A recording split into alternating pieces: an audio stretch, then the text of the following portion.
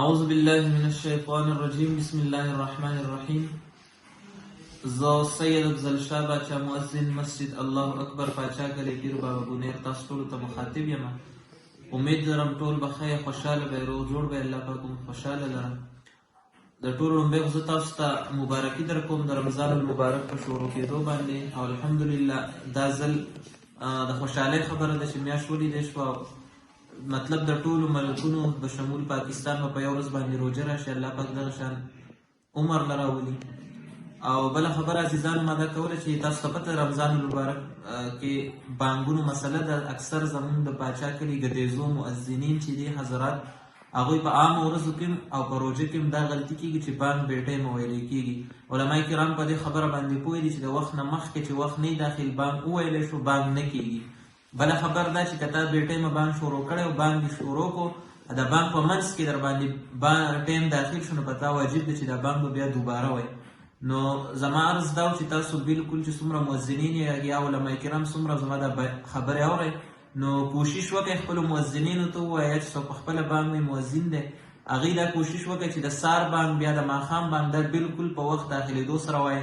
د بونیر کې د ډېرو علما کرامو چې په کومه نقشه باندې اتفاق دی او د ډېر وخت نه را روان دی، هغه مکتب حبیب یوله نقشه ده. نو کوشش دا نقشې وکړئ چې هغه راوړئ، پای کې چې کم ټایم دی بیا په هغې باندې بانګ وایي.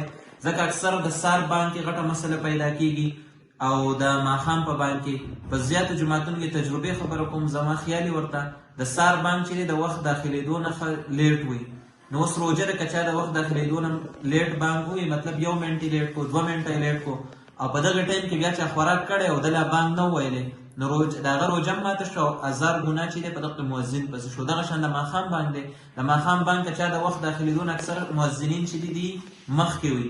لکه مثال په طور سبا که خیر زموږ وخت په داخلېږي زیارت ورځ دی، وړومبی روژه ده په 6:28 باندې، په 6:28 په زموږ وخت داخلېږي. نو بعضې مؤذنین به تاسو وګورئ چې هغه بانګ بیا په 6:25 راوالي، په 6:24 باندې راوالي، په 6:27 راوالي. نو دا 1 منټ 2 منټه 3 منټه مخکې چې چا بانګ ووایي دا روژه چې دا بالکل نه کېږي، ځکه د وخت داخلېدو نه مخکې خلکو روژه ماته کړه. نو هغه 1000 ګناه چې څومره دی وبال چې د مؤذن په سر باندې روژه دی کس هم نه شو، څومره خلکو چې پې ماته کړه. نو د خبرو مطلب مې له ټولو نه چوړ دا دی چې ټول مهرباني وکړئ، زما دا بیان دا خبرې مخکې شیر کړئ، په ګروپونو کې شیر کړئ. په دې دا ډېره ضروري خبره ده.